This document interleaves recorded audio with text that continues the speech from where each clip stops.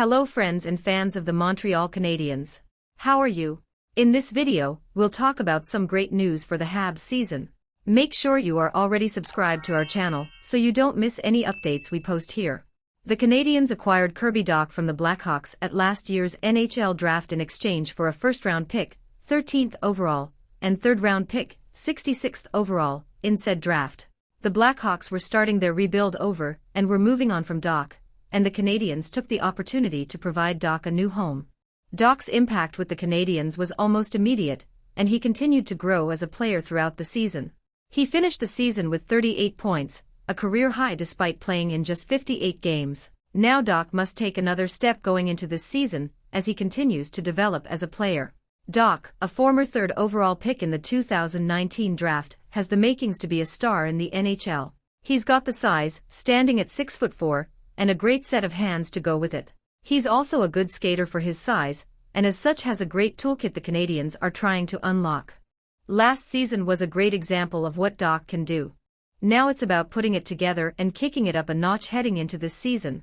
Earlier this summer, our very own Tyler Major McNichol wrote about Dach needing to center his own line as opposed to playing on Suzuki's wing. I agree and hope to see him get the opportunity. I think his game is best suited for the middle of the ice.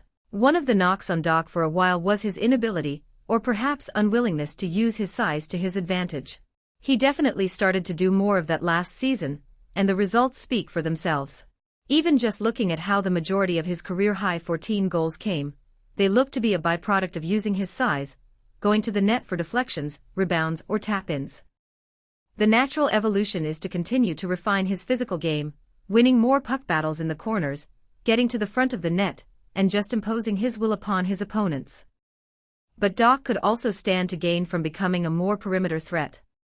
As mentioned earlier, his hands are great, but his shot could certainly improve. Luckily for Canadiens fans, he's working on it. If Dach can become more of a threat as a goal scorer, he becomes that much more effective as a player. His shot doesn't need to be lethal, like that of Caulfield's, but it becoming a weapon for him that will keep goalies on their toes is a huge plus for Dach. Dach could also stand to gain from an improvement in the face-off circle, especially if he wants to stick it as a center with the Canadiens. He won just 38% of his draws last season, which is just not good enough.